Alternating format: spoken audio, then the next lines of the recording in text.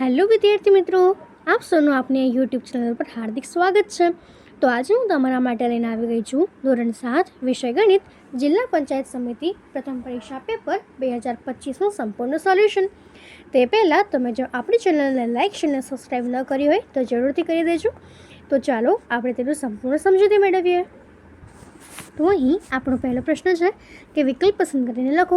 તેમાં પહેલો પ્રશ્ન છે -5 + 5 ખાલી જગ્યા -2 + -2. તો એનો જવાબ થશે ઓપ્શન ડી ગ્રેટર દેન. એના પછીનો બીજો પ્રશ્ન છે -15 / -5 બરાબર ખાલી જગ્યા. તો એનો જવાબ થશે ઓપ્શન એ 3. ત્રીજો પ્રશ્ન છે 85 પૂર્ણાંક સંખ્યાની વિરોધી સંખ્યા લખો. તેનો જવાબ થશે ઓપ્શન સી -85. ચોથો પ્રશ્ન છે a + b + c બરાબર ખાલી જગ્યા. તો તે આપણી પાસે થશે કે આપેલ તમામ. એના પછીનો પાંચમો પ્રશ્ન છે કે એક ખાલી જગ્યા માટે તટસ્થ સંખ્યા છે. તો એનો જવાબ થશે ઓપ્શન એ કે ગુણાકાર માટે. એના પછી છે કે -87 / 1 ખાલી જગ્યા બરાબર 87. તો એનો જવાબ થશે ઓપ્શન સી -1.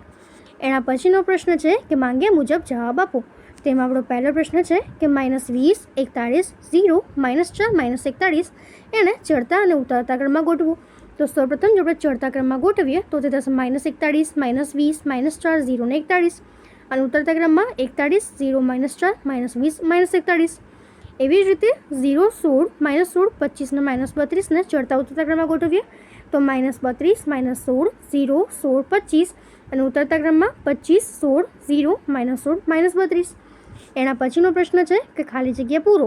તેમાં આપણો પહેલો પ્રશ્ન છે કે 2.3/4 એ ખાલી જગ્યા અપૂર્ણાંક છે. તો તે આપણો મિશ્ર અપૂર્ણાંક છે. 6 ગ્રામ બરાબર ખાલી જગ્યા કિલોગ્રામ. તો તે થશે 0.006 ગ્રામ કિલોગ્રામ. એના પછીનો પ્રશ્ન છે કે 35.9 × 10 બરાબર ખાલી જગ્યા. તો તે આપણી પાસે થશે કે 359. 0.2 × 0.03 બરાબર ખાલી જગ્યા. તો 0.006. એના પછીનો પ્રશ્ન છે કે આપેલ વિધાન ખરું છે કે ખોટું તો જણાવો. તેમાં આપણો પહેલો પ્રશ્ન છે કે 0નો કોઈ વ્યસ્ત નથી. તો આ વિધાન ખરું છે. 1નો વ્યસ્ત નથી. તો આ વિધાન ખોટું છે. 18/3 એટલે કે 18 × 1/3. તો આ વિધાન આપણું ખરું છે. 4.3/5 ઓછા 10નો વ્યસ્ત 5/23 છે. તો આ વિધાન પણ આપણું ખરું છે. એના પછીનો આપણો પ્રશ્ન છે કે માંગ્યા મુજબ જવાબ આપો. તો એમાં આપણો પહેલો પ્રશ્ન છે કે અતિ સંક્ષિપ્ત સ્વરૂપમાં ફેરવું કે 48/72. તો તે થશે 2/3. એના પછી છે 32/80. તો તે થશે 2/5, અને 24/108 છે. તો તે થશે 2/9. એના પછીનો પ્રશ્ન છે કે માંગ્યા મુજબ જવાબ આપો. તો પહેલો પ્રશ્ન છે કે 10 વિદ્યાર્થીઓના વજન કિલોગ્રામમાં નીચે પ્રમાણે છે. આ માહિતીને સરાસરી એટલે કે મધ્યક શોધો. 30 39 35 33 39 40 31 36 35 અને 40. તો એનો જે સરાસરી એટલે કે મધ્યક છે તે આપણી પાસે થશે 36. એના પછી છે કે નીચેના પ્રાતકોનું મધ્યસ્થ અને બહુલક શોધો. 20 12 20 15 20 16 17 18 અને 14. તેનો મધ્યસ્થ છે તે 14 થશે અને બહુલક છે 20 થશે. આપણે કોઈપણ માહિતીનું મધ્યસ્થ અને બહુલક શોધવા માટે સૌપ્રથમ આપેલી જે માહિતી છે એને ચડતા ક્રમમાં ગોઠવવી પડે, અને ત્યારબાદ આપણે તેનું મધ્યસ્થ અને બહુલક શોધી શકીએ છીએ. ત્રીજો પ્રશ્ન છે 25 ગુણની સામાન્ય જ્ઞાનની એક કસોટીમાં 9 વિદ્યાર્થીઓ નીચે પ્રમાણેના ગુણ મેળવ્યા છે કે જેની માહિતીની સરાસરી એટલે કે મધ્યસ્થ અને બહુલક શોધો. તો આપણને માહિતી આપી છે 11 20 10 19 18 16 18 14 અને 18. તો સૌપ્રથમ આપણે આ માહિતીને ચડતા ક્રમમાં ગોઠવીએ તો એનો મધ્યક થશે 16, મધ્યસ્થ 18 અને બહુલક પણ 18. એના પછીનો પ્રશ્ન છે કે ખાલી જગ્યા પૂરો. તેમાં પહેલો પ્રશ્ન છે કે 8 4 9 8 3 8 10 2 પ્રાતકોનો બહુલક ખાલી જગ્યા છે. તેનો બહુલક છે એ 8 થશે. એના પછી છે 5 પ્રાતકોનો સરવાળો 40 છે. તો તે પ્રાતકોનો મધ્યક તો તે આપણી પાસે થશે 8.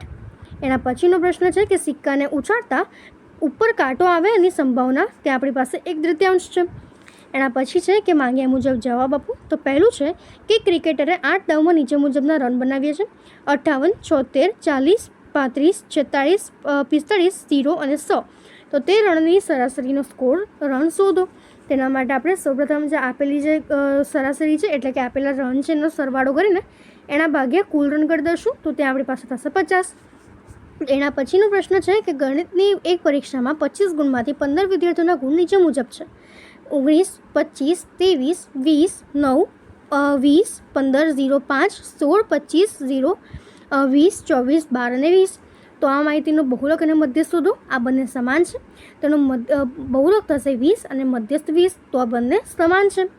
એના પછીનો પ્રશ્ન છે કે માંગ્યા મુજબ જવાબ આપો. તેમાં પહેલો પ્રશ્ન છે કે નીચે આપેલા સમીકરણોને વિધાનમાં સ્વરૂપમાં લખો. તો પહેલું છે કે 3m/5 = 16. તો એને આપણે લખી શકીએ કે કોઈ સંખ્યા એમનો 3/5 ભાગ એ 6 છે. બીજું છે 3p + 4 = 25. તો પીના 3 ગણામાં 4 ઉમેરતા 25 મળે છે. 4p - 2 = 18. તો પીના 4 ગણામાંથી 2 બાદ કરતાં 18 મળે છે. અને p / 2 + 2 = 18. એટલે પીના અડધા ભાગમાંથી 2 ઉમેરતા 8 મળે છે. એના પછીનો પ્રશ્ન છે કે વિકલ્પ પસંદ કરીને લખો. તેમાં આપણો પહેલો પ્રશ્ન છે કે સમીકરણ 2x + 1 = 13 એનો ઉકેલ ખાલી જગ્યા છે. તો એનો જવાબ આપણી પાસે થશે ઓપ્શન ડી 6. સમીકરણ 4 2x / 3 - 1 = 1 નો ઉકેલ ખાલી જગ્યા છે. તો ઓપ્શન બી 3. સમીકરણ 5m - 1 = 14 નો ઉકેલ. તો ઓપ્શન ડી 3. સમીકરણ 5m - 1 = 14 નો ઉકેલ. તો તે થશે ઓપ્શન બી 3. એના પછીનો પ્રશ્ન છે માંગ્યા મુજબ જવાબ આપો. તેનો આપણો પહેલો પ્રશ્ન છે કે નીચે આપેલા સમીકરણો પૈકી કયા સમીકરણનો ઉકેલ 3 છે તે ચકાસો. તો પહેલું સમીકરણ છે 3x + 1 = 19. તો આપણે જો તે સમીકરણ કરીએ તો તે થશે 3x = 19 - 1 એટલે 18. તો આપણી પાસે x બરાબર છે તે 4 થશે. એટલે x = 14 હશે કે જેનો ઉકેલ જે છે એ 3 નથી. તો માટે આ ખોટું છે. એના પછી છે નીચેના સમીકરણોના ઉકેલ શોધો. કે 3a - 5 = 16. તો તેનો a = 7 છે એટલે એનો ઉકેલ 7 થશે. એના પછી છે 15 - 4 = 3. તો એનો ઉકેલ થશે a = 3. એના પછીનો આપણો 8મો પ્રશ્ન છે કે ખાલી જગ્યા પૂરો. તો એમાં આપણો પહેલો પ્રશ્ન છે કે ઘડિયાળમાં 5 વાગ્યે 2 કાંટા વચ્ચે ખાલી જગ્યા બને છે. તો તેનો જવાબ થશે ગુરુકોણ બને છે. 10 અંશના માપના ખૂણાના અભિકોણનું માપ તો 10 ડિગ્રી થશે. 2 ખૂણા અભિકોણ છે અને કોટિકોણ પણ છે. તો આ દરેક ખૂણાનું માપ ખાલી જગ્યા હોય તો તે 45 થશે. રૈખિક જોડના 2 ખૂણાના માપ સરખા છે તો દરેક ખૂણાનું માપ 90 હોય. એના પછીનો પ્રશ્ન છે કે માંગ્યા મુજબ જવાબ આપો. તેમાં પહેલો પ્રશ્ન છે કે એવો ખૂણો શોધો કે જે તેના કોટિકોણના જેટલો હોય.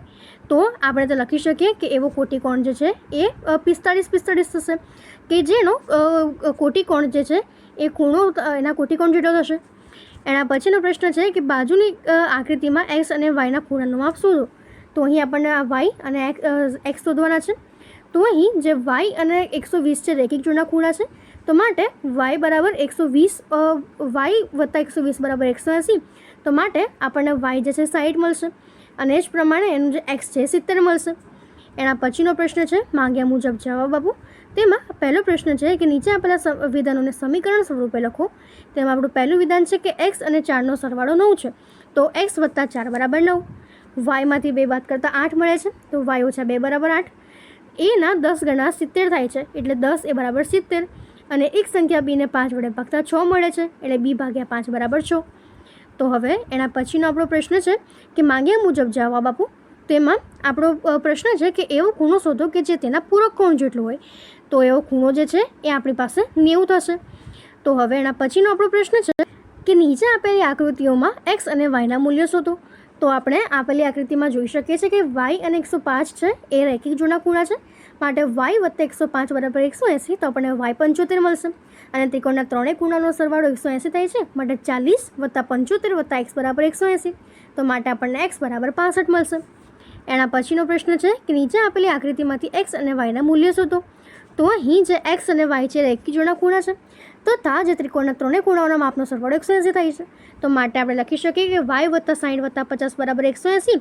તો માટે y = 70 અને x + 70 એટલે કે y = 180. તો માટે તે થશે x = 110. એના પછીનો ચોથો પ્રશ્ન છે કે નીચે આપેલી આકૃતિઓમાં x અને yના મૂલ્યો શોધો. તો એમાં આપણને અહીંયા દેખી શકીએ છીએ કે જે x છે એ આપણો અભિકોણ છે જે y સાથે. તો માટે આપણે લખી શકીએ કે અહીં ખૂણો x અને ખૂણો y એ 60 છે. એના પછીનો પ્રશ્ન છે કે આપેલ વિધાન ખરું છે કે ખોટું તે જણાવો. તો પહેલું વિધાન છે કે સમબાજુ ત્રિકોણમાં તેનો વેધ એ તેની મધ્યગા છે. તો આ વિધાન આપણું ખરું છે. એના પછીનો પ્રશ્ન છે કે ત્રિકોણનો બહિષ્કોણ સરળ કોણ હોઈ શકે. તો આ વિધાન પણ ખરું છે. ત્રિકોણના દરેક ખૂણે બનતા બધા જ બહિષ્કોણના માપ સરખા હોય. તો આ વિધાન ખોટું છે. કોઈ ત્રિકોણમાં ત્રણેય ખૂણા ગુરુકોણ ન હોઈ શકે. આ વિધાન ખરું છે. ત્રિકોણ ABCમાં બે બાજુઓની લંબાઈ 15 સેન્ટીમીટર 12 સેન્ટીમીટર છે, તો ત્રીજી બાજુનું માપ 3 સેન્ટીમીટર અને 27 સેન્ટીમીટરની વચ્ચેનું હોય, તો આ વિધાન ખરું છે. ત્રિકોણ PQRમાં ખૂણો R કાટખૂણો છે અને ખૂણો PR સૌથી મોટી બાજુ છે, તો આ વિધાન ખરું છે. હવે એના પછીનો પ્રશ્ન છે કે વિકલ્પ પસંદ કરીને ખાલી જગ્યા પૂરો. તો પહેલું છે કે ધારાનો માસિક પગાર ₹5,000 છે, તેમાંથી તે ₹1,000 ખર્ચ કરે છે અને તો તે આવકના ખાલી જગ્યા ટકા ખર્ચ કરે છે. તેનો જવાબ થશે કે તે 20% ખર્ચ કરે છે. જો એની પંકી એની વેકીથી વધારે હોય તો તે થશે એની ખોટ જાય છે. એટલે પડતર કિંમત જો વેચાણ કિંમતથી વધારે હોય તો એને ખોટ જશે. એના પછીનો પ્રશ્ન છે કે માંગ્યા મુજબ જવાબ આપો. તેમાં પહેલું છે કે ₹4,000નું 9% લેખે વ્યાજ ₹720 થાય છે, તો તેનું મુદ્દલ શોધો. તો તે 2 વર્ષ થશે. એટલે એમાં આપણે R શોધવાનો હતો કે જે આપણો 2 વર્ષ થશે. તો અહીં આપણું આ પેપર પૂર્ણ થાય છે. જો તમને આમાં કોઈ પણ ડાઉટ હોય તો કોમેન્ટ સેક્શનમાં જરૂરથી જણાવજો અને આપણી ચેનલને લાઇક અને સબસ્ક્રાઈબ જરૂરથી કરી દેજો. Thank you.